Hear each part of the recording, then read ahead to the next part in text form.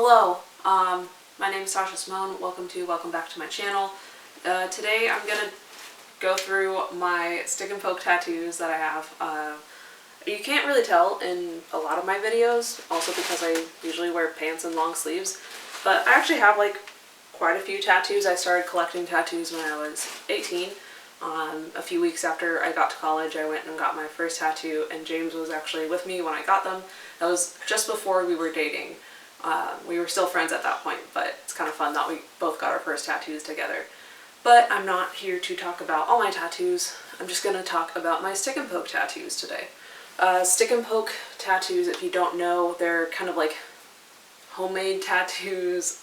They're like usually not done in a shop, but it's also called hand poking tattoos. So there actually are some professional tattoo artists that employ hand poke or stick and poke techniques. Basically, you have a needle or like a cluster of needles, and you like hand dip it in ink and then use your hand to make the punctures to deposit the ink into the skin, rather than using a tattoo machine that like mechanically makes the needle go back and forth really fast to puncture the skin. So stick and poke tattoos take a lot more time than usual. They're usually a lot smaller, but they can hurt less or hurt more depending on who you ask. For most of mine, I don't really know. They hurt differently because you like feel each poke rather than just like a consistent buzz. But it does take a lot longer since each poke of the needles is done by hand. So basically all my stick and poke tattoos are pretty small. The first one I ever did technically in 2013, at least I'm pretty sure it was 2013, it was sometime in high school. Sounds like a 2013 thing me to do though.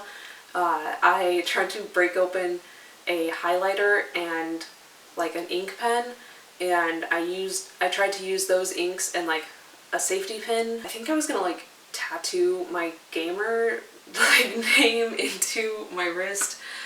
It didn't go well, and nothing actually like stayed in my skin, so I don't have any evidence of that. But then my first like actual stick and poke tattoo I did on myself when I was still 18, I think about to turn 19, my summer after my freshman year of college. So that first one is right over here, and I had already gotten this tattoo, the one on my ribs, and this one before I ever did a stick and poke. So I did it next to my like favorite big tattoo, and it's just this little palm tree with the letters CA.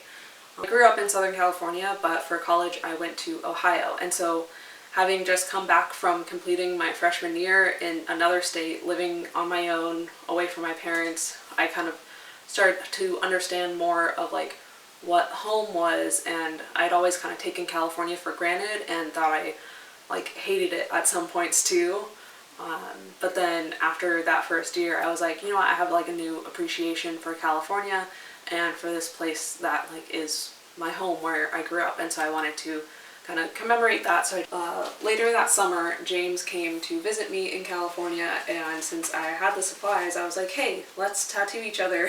And so for me, I was like, oh, well, I really like Harry Potter, like, why not just tattoo the Deathly Hallows symbol on me? So he did that. So it's really fun to be able to say that James has tattooed me, and then I tattooed him. I tattooed the Irken symbol from Invader Zim on his bicep, and it still looks great, has hung in very well. If you hear any paper crinkling, that's Knox playing with a toy in the background. Speaking of cats, hi Luna! And then I think the same day that James tattooed the Deathly Hallows symbol on me, I decided to tattoo a little alien head on myself, just because aliens are cool. I don't really have a reason for it other than I think the aesthetic of the alien head is fun and funky. However, he did not always have this little hat, because that hat was added almost a year ago. My roommate and I were getting ready to graduate college, and I think this was like the week before graduation, and I was like, you know what, I'm gonna put a graduation hat on my little alien. So that's where the little graduation hat came in. Also, sometime that summer after my freshman year, I think is when I did this little cross on the inside of my foot. It's a cross. I'm a Christian. That's basically that. I don't know what else to say about that except it's kind of like a basic tattoo.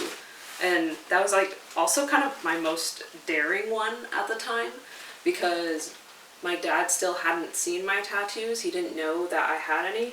So then for the rest of the summer, I always wore socks around him so that he wouldn't see it. It has faded quite a bit since I originally did it, but it's still there. It's just not very obvious. And then going into my sophomore year of college, I was living with my best friend Jen, which was like super fun.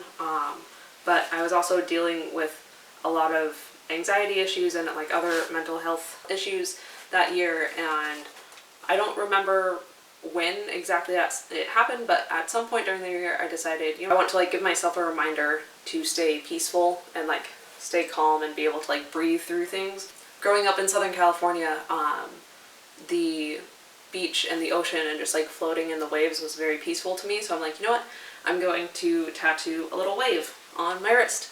So that's on my left wrist.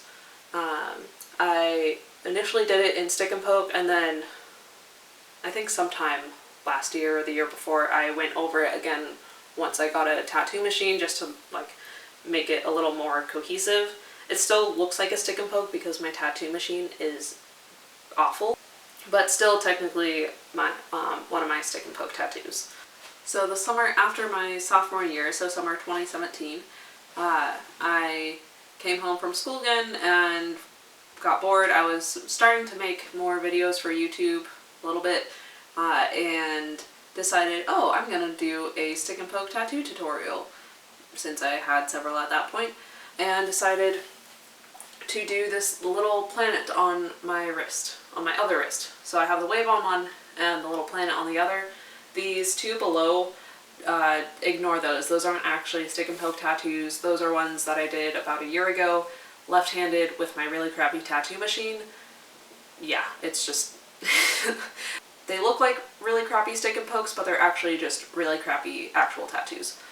Not that stick and pokes aren't actual tattoos. They are actual tattoos. They are permanent, at least when done somewhat right.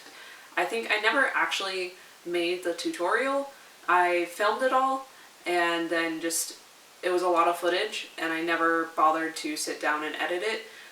I might still have that footage somewhere, but I have no idea. The planet is kind of for, just because I like space, it's really cool. James also really likes space, but also a little bit because my dad, even though he doesn't like tattoos anymore, he does have two of them.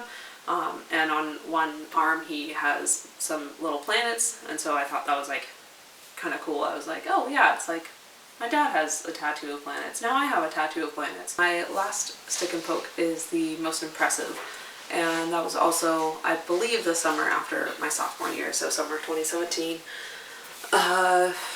And it was done by my friend Izzy. She and I had been talking about tattoos, and I decided to go over to her apartment and let her tattoo me for several hours.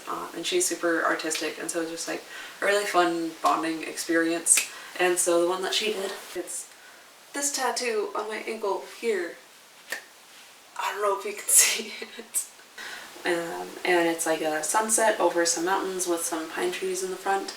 And that's just kind of like my ideal place to be. Like, I love pine trees, I love mountains, I love just like being in nature, kind of like out in the wild. It's just a very calm, serene place for me, and it's just kind of, it's so nice. I don't really know, there's not really any other meaning just besides the fact that I really like it, and my friend did it for 3 hours, so like it's kind of cool. And I'll give you an idea of the difference a hand poke tattoo versus a traditional machine tattoo. This took about 3 hours, just sitting there repeatedly poking my skin, no breaks, whereas this also took 3 hours, but this was with a machine, and there's just like, it's a lot bigger. There's a lot more like shading and color and so much going on, versus this, you can tell it's a lot smaller. It's not even as like detailed, and it's just because there's a lot that goes into stick and poke tattoos. They take a long time. Obviously, I love both kinds of tattoos. I have plenty of machine tattoos as well. There's just like something extra special and extra personal and extra unique about getting a stick and poke tattoo, whether you're doing it yourself or having a friend do it. But I mean, they are permanent. Don't get the idea that they're like not a real tattoo. They're just as real as my other tattoos. They're just as permanent. They've been around just as long.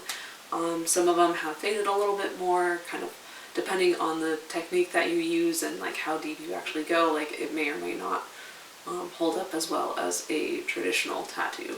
But they really have like a special place in my heart, and I'm realizing that I probably want to do another stick and poke tattoo soon.